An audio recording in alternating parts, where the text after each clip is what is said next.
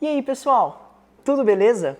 Meu nome é Fernando Flores e no vídeo de hoje nós estamos trazendo o segundo Costa Flores Responde, esse novo quadro que a gente está trazendo aqui para o canal, onde vocês mandam suas perguntas e a gente responde para todo mundo. Se você quiser conferir, vem comigo e roda a vinheta.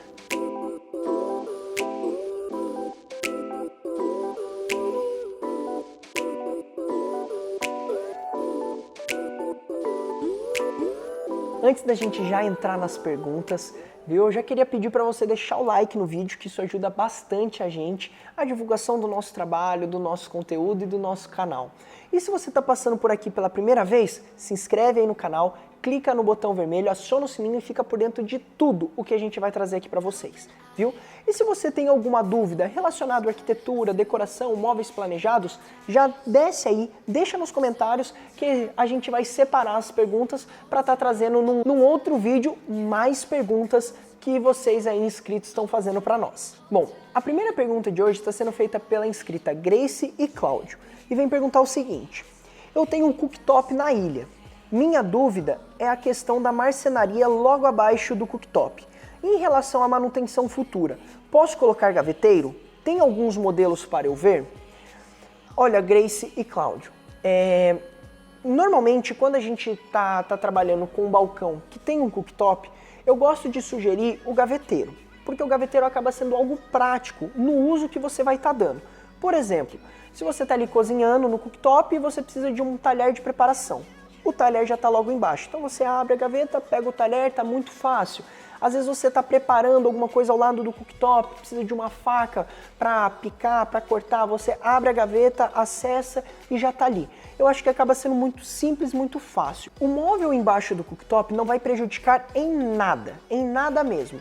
Quando você tem uma gaveta, dependendo da corrediça que você tiver, a facilidade para se tirar é tão grande que você não vai ter problema. Ou, se você preferir ter uma facilidade ainda maior, o que eu aconselho é uma portinha basculante, onde o acesso ali vai ser direto. Muitos clientes preferem trabalhar com a porta basculante porque o ponto de gás acaba sendo bem abaixo do cooktop. Então, como normalmente para ser instalado o gás, eles pedem para estar deixando o registro livre, né? Então, por isso que muitos clientes optam por estar colocando a basculante, que também é uma boa solução para estar guardando as panelas, tábuas e tudo mais. Porém, a gaveta também não é um problema, né? Não vai atrapalhar em nada o uso do cooktop, até porque muita gente pergunta se aquece a gaveta, se pode estufar o MDF, não tem nenhum tipo de problema. Pode ficar tranquila quanto a isso, tá certo? A segunda pergunta de hoje é da inscrita Liliane Moraes. E ela pergunta o seguinte: meu armário planejado já está em casa e eu tenho que colocar a pedra agora. Eu consigo de algum modo não deixar ela só apoiada no móvel? Gostaria de fixar ela de alguma forma para não ficar o peso todo sobre o móvel. Então, Liliane, na realidade assim, vai depender muito de como está o móvel. Se todo o seu balcão ele tá com fundo ou ele não tem fundo, se ele é de parede a parede ou não, se ele é vista dos dois lados ou se ele está embutido, enfim, tem uma série de fatores que vai influenciar. O ideal seria você estar procurando, às vezes, até um especialista em granito, em mármore, né, em pedras em geral, para ele estar te dando uma solução exatamente conforme a sua necessidade. Porém, eu já te adianto que tem sim a possibilidade. Se o móvel não tiver fundo, ele pode estar instalando uma mão francesa, fixando uma mão francesa na parede e apoiando a pedra sobre essa mão francesa. É uma opção. Uma outra opção, o que seria? Dependendo se o seu móvel está encostado só numa parede no fundo, você poderia também estar colocando uma espala, né, que seria uma lateral de pedra, e a pedra ela vem por cima, então ela já apoiaria um lado nessa espala, ou se é vista dos dois lados, colocar uma espala dos dois lados. Então vai depender muito, mas é possível sim você estar fazendo dessa forma. A terceira pergunta de hoje foi feita pela inscrita Flávia Pereira, e ela pergunta sobre fecho-toque. Qual a vida útil do fecho-toque? Quero saber se estraga rápido. Olha, Flávia, eu em particular, eu sou o tipo de pessoa que coloca o fecho-toque só naquelas portas, naquelas gavetas que são pouco utilizadas. Hoje em dia, se o cliente ele não gosta de puxador e ele não quer ter nenhum elemento, nem do puxador embutido, nem do puxador externo, eu tento trabalhar o fato da porta passante. Né? O que é a porta passante? Eu tenho, por exemplo, a caixa, né, do móvel aqui, vendo de lado, e a porta ou a gaveta ela passa um pouco para cima, ela dá esse degrauzinho. Dessa forma, você consegue acessar e abrir a porta ou a gaveta puxando por cima ou por baixo, sem o elemento do puxador. Por quê? Fecho-toque para a porta, ao meu ver, ele é menos impactante, ele dura um pouco mais, porque ele tem um esforço menor. Porém, para a gaveta eu já não sou muito fã. Primeiro, se você trabalhar com uma telescópica fecho-toque, eu já te adianto, evita ao máximo, tenta fugir. Trabalha com outro tipo de corrediça, porque eu digo isso por experiência própria. Há 6 anos trabalhando no mercado em empresa com 25 anos, a gente sabe que corrediça telescópica com fecho-toque é assim, sinal de problema. É como eu digo às vezes para os meus clientes, é uma bomba relógio. A qualquer momento vai explodir isso e assim, só vai te dar dor de cabeça. Então, para a gaveta eu evito um pouco. E até mesmo pela questão funcional. Porque às vezes é uma gaveta que está na parte de baixo ou que está num corredor. Dependendo se é fecho-toque, se eu esbarrar, ela vai ficar abrindo sempre. Se você tiver muito peso na gaveta, o fecho-toque ela não vai funcionar direito. Então assim, eu sou o tipo de pessoa que eu sou um pouco resistente ao uso de fecho-toque para a gaveta. Mas a nível de qualidade e durabilidade, vai depender muito da marca. Por exemplo, a Blum, que é o que a gente utiliza, a gente não tem nenhum tipo de problema quanto à durabilidade. Agora, quanto ao uso, aqui varia um pouco. Se você tem uma gaveta muito pesada, é claro que o fecho-toque ele já não vai funcionar perfeitamente porque o esforço é maior. Mas ela não emperra, não tem nada que aconteça. Então, eu em particular, evito utilizar nas gavetas, vou moderando aonde eu consigo estar colocando. A quarta pergunta de hoje é novamente do Cidadão BR, que já fez uma pergunta pra gente no vídeo anterior. E ele pergunta o seguinte: pedra sintética branca pode ser colocada em bancada de churrasqueira? Olha, pode, né? Você não tem nenhum tipo de problema, mas na realidade eu evitaria mais pela sujeira que aparece em pedra branca. Na minha cozinha eu coloquei a pedra sintética branca, né, o White Storm, que é da marca Silestone, e não tenho problema com ela nem nada, mas aparece mais a sujeira do dia a dia. Então eu, em particular, evitaria. Agora, é claro, se às vezes na sua churrasqueira você não vai usar todo dia, é uma vez ou outra, e você achar que esteticamente vai combinar bem com o ambiente, você não teria problema. Até porque, funcionalmente falando e pensando muito na questão da durabilidade, a pedra sintética é excelente. O único problema que nós temos com ela é a questão do calor, né? Você pegar uma panela fervendo e colocar em cima dela, você pode ter certeza que vai queimar essa resina que une a pedra sintética, né? Que na realidade faz parte da composição. Mas pela questão de estético ou pela questão de uso, não teria nenhum problema. É mais pela questão funcional de você ver um pouco mais a sujeira, mas você não tem problema algum em estar colocando. Eu, em particular, colocaria uma pedra mais escura pensando na sujeira, mas fica a critério. A quinta pergunta de hoje foi feita pela inscrita Clarissa Araújo, e ela fez uma pergunta lá no nosso vídeo sobre dicas para áreas e varandas gourmet. E ela pergunta o seguinte: muito bom! Agora, como fazer se temos crianças, ou seja, brinquedos?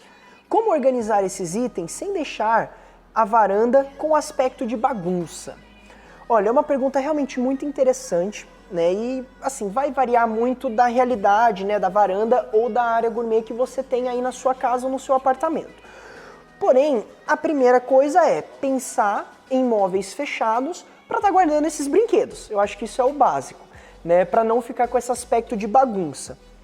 Ou então, se você quer deixar, por exemplo, uma estante aberta e tudo mais, pensar em caixas organizadoras. Dessa forma você consegue pelo menos esconder os brinquedos e controlar melhor a bagunça. Eu acho que fica uma dica bacana. Agora, como você pode pensar em fazer esse móvel para guardar brinquedo sem prejudicar, primeiro, o espaço, né, da sua área gourmet ou da sua varanda gourmet, ou prejudicar até a estética, para não ficar uma coluna ali jogada no meio do seu espaço gourmet.